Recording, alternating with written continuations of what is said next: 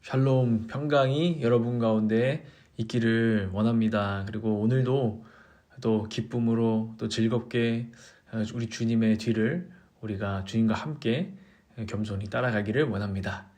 오늘은 욥기 38장 1절에서 11절 말씀, 고통을 대하는 근본 태도라는 제목으로 계속해서 욥기 묵상을 한번 해보도록 하겠습니다. 고통을 대하는 여러 가지 태도가 있다라고 합니다.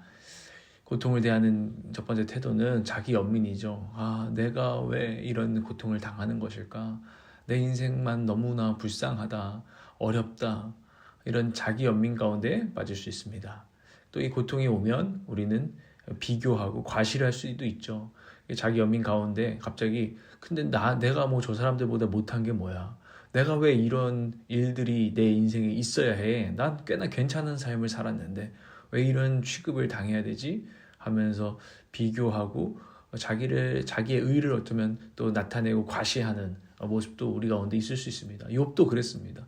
막 울다가 막 화가 나서 하나님, 제가 가난한 자들 도운 거 아시지 않습니까? 제가 하나님께 얼마나 신실했습니까? 저 똑바로 얼마나 잘 살았습니까? 막 이런 이야기를 이렇게 욥이 했었거든요. 그리고 자책할 수도 있습니다. 욥의 친구들이 욥에게 바랬던 태도가 자책이죠. 야, 네 뭔 잘못했는지 한번 돌아봐. 이 이야기를 듣고서 야, 나 그 잘못 때문인가? 내가 그때 그것 때문에 하나님이 지금 나한테 뭐 이런 고통을 주시는 건가? 이러다 보면 일단 잘못했다고 하자. 주님 죄송합니다. 그러니까 예배 드릴 때도 오면은 그냥 일단 뭐 별 생각이 없이 잘못했습니다. 뭐 우리가 이렇게 할 때도 있는 것처럼 이 자책할 수도 있습니다. 그리고 이렇게 엘리후라는 사람처럼, 그의 주장처럼 이건 훈련이야. 하나님이 나한테 뭔가를 가르쳐주고 계시구나. 나를 훈련하고 계시구나. 내가 지금 그 훈련이 돼서 그 태도가 내 안에 생기면, 또 아니면은 또 하나님이 나한테 깨닫게 원하시는 것을 내가 이 고통 가운데 깨달으면 이 고통이 끝날 거야. 뭐 이런 생각이죠. 훈련, 연단, 깨달음, 이것을 고통을 대하는 태도로 막 하면은 이럴 때도 있겠죠. 나 이제 이만큼이면 나 충분히 이 고통 속에서 참 아픈 사람들의 마음도 깨닫고 가난한 사람들의 마음도 깨닫고 나 많은 것들 겸손해지기도 했고 나 좀 이제 좀 훈련된 것 같고 다 아는 것 같은데 왜 아직도 이 고통이 있지?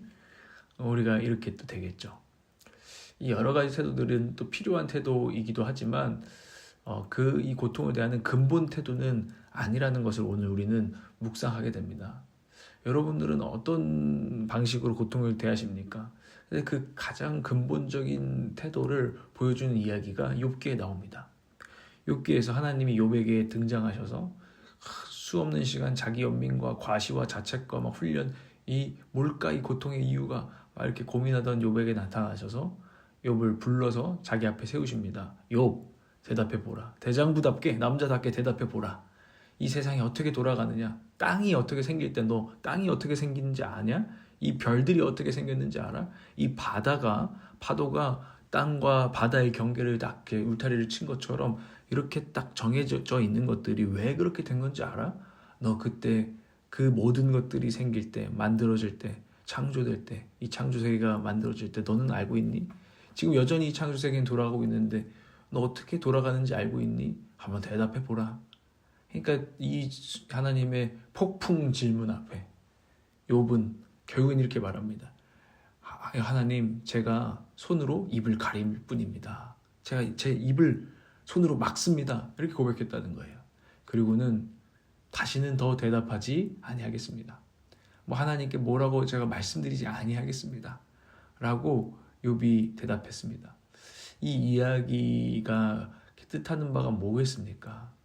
우리가 하나님의 크신 뜻과 계획을 다 알고 대답할 수 없다는 것입니다. 그래서 우리의 고통에 대한 가장 근본적인 태도는 사실 신뢰와 복종입니다. 하나님의 크신 뜻과 계획이 있음을 신뢰하고 그 뜻 앞에 복종하는 것입니다.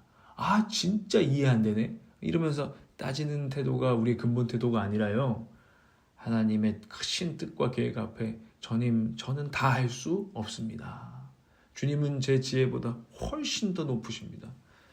주님, 제가 그 주님의 뜻에 복종합니다.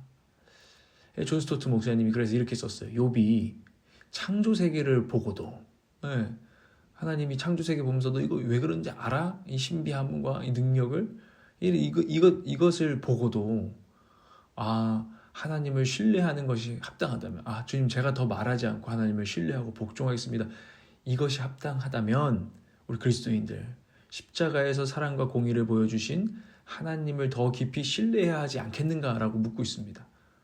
그러니까 이 창조 세계를 보고도 하나님을 신뢰하는 것이 합당하다면 십자가를 보고는 하나님 당연히 신뢰해야 된다는 거예요. 하나님의 크신 뜻, 신비한 뜻이 있겠지. 그리고 그 사랑을 하나님은 우리를 사랑하시지라는 신뢰와 복종을 그 근본 태도를 우리는 가져야 되지 않겠는가 묻고 있습니다. 이 복종이라는 것이 아까 말했듯이 이해가 되지 않고 답이 없어도 신뢰하며, 왜냐하면 하나님이 계시고 하나님이 뜻하시고 계획하시고 이끌어 가시니까 그것을 온전히 신뢰하며 인내하며 지나가는 태도가 이 복종입니다. 이게 근본 태도입니다. 답을 알아내기 위해 괴로워할 필요도 없죠. 이러면 왜 그런지 알아야겠어. 내가 뭘 잘못해서 나 고칠게요. 하나님 빨리 알려만 주세요.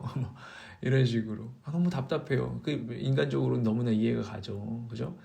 빨리 답장이 안 오면 우리가 너무너무 힘들어하는 사람들 아니에요? 빨리 택배가 안 오면, 빨리 답장이 안 오면 너무너무 힘들어하는 사람인데, 하나님은 우리에게 복종하고 기다리는 것들을 이렇게 근본 태도로 또 삼아야 된다고 우리 삶 가운데 보여주고 계십니다.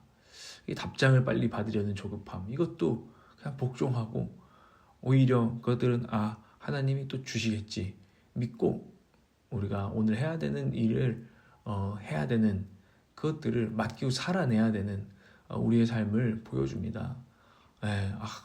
만약에 여러분이 기다리고 있는 어떤 답장, 이거 받으려고 기다리고 다른 일은 아예 하지 않고 오늘 해야 되는 것들이 있는데 그렇게 살지 않고 해야 될 일을 하면서 맡기고 살아내도록 하는 거죠. 이게 고통을 대하는 가장 근본적인 태도입니다.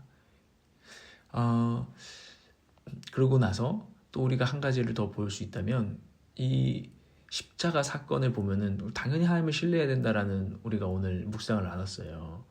이 고통의 상징이죠, 십자가는. 그런데 동시에 사랑의 상징인데 이것이 십자가 사건이에요. 이 십자가 사건 때문에 존 스토트 목사님은 그 어떤 사건도 그 사랑을 무시하거나 무효로 만들 수 없다라고 선포합니다. 그러니까 고통이 있어도 하나님이 나를 버리셨거나 하나님이 나를 사랑하지 않으셔서 이런다는 것은 그런 것들은 거짓이고, 이 사랑은 영원하고 나를 향하신 주님의 그 사랑은 무시하거나 무효로 만들 수가 없다는 거예요. 고통이 있다고 난 하나님께 사랑 못 받는 사람이야, 우린 결코 이렇게 말할 수 없다는 거예요. 우리 삶에 고통이 있을지라도. 왜냐하면 예수님께서 우리를 대신해서 나를 어찌하여 버리시나이까 버림받으시고, 우리는 이제는 더 이상 결코 버림받지 않고 사랑에서, 그 사랑 안에서 떠날 수 없는 존재라고 우리는 믿기 때문입니다. 그래서 보기 때문입니다. 십자가가 그것을 나타내기 때문입니다. 그래서 우리 삶에 어떤 십자가 고난이나 고통이나 허무나 죽음이나 상실이 찾아와도 그 가운데 있는 부활의 능력과 신실한 사랑을 믿지 못할 이유는 없다. 여러분, 믿지 못할 이유는 없습니다. 당신의 삶에는 다시 소망이 있고 또 신실한 사랑이 늘 있습니다. 그것을 믿지 못할 이유는 없습니다. 로마서에서 바울은 그것을 이렇게 표현하죠. 내가 확신하노니, 내가 진짜 믿노니, 사망이나 생명이나 전사들이나 권세자들이나 현재일이나 장래일이나 능력이나 높음이나 깊음이나 다른 어떤 피조물이라도 우리를 우리 주 그리스도 예수 안에 있는 하나님의 사랑에서 끊을 수 없느니라. 이 확신이 오늘 저와 여러분 가운데, 십자가를 붙든 우리 가운데, 그것을 지고 사는 우리 가운데 넘치기를 소망합니다. 기도하겠습니다. 하나님 아버지, 아버지의 사랑을 오늘도 십자가 앞에서 붙들고 확신합니다. 갈보리 언덕에 서서 우리 삶에 찾아온 어둠, 고통, 여러 어려움을 바라봅니다. 십자가 붙들고 이 고통들을 바라볼 수 있는 눈을 열어주십시오. 십자가 붙들고 이 사건들의 새로운 해가 떠올라 빛이 비춰지고 희망이 비춰지는 것을 기다리오니 보게 하여 주시옵소서. 그때까지 잘 주님만 붙들게 하여 주시옵소서. 어떻게 하실지는 아버지의 뜻에 있음을, 높고 크신 아버지의 뜻에 있음을 우리는 신뢰합니다. 복종합니다. 잘 기다리게 하옵소서. 잘 붙들게 하옵소서. 어떤 고통도 아버지를 신뢰하며 잘 지나가게 하옵소서. 오늘도 잘 지나가게 하옵소서. 그리고 하나님의 때에 하나님의 뜻이 이루어짐으로 기뻐 노래하게 되는 날들을 우리가 누리게 하여 주시옵소서. 우리 주변에 모든 고통 가운데 있는 이웃들, 이해할 수 없는 사건들 속에 있는 우리 형제 자매님들에게도 그렇게 나타나 주시고 오늘도 붙들어 주시옵소서. 예수님의 이름으로 기도합니다. 아멘.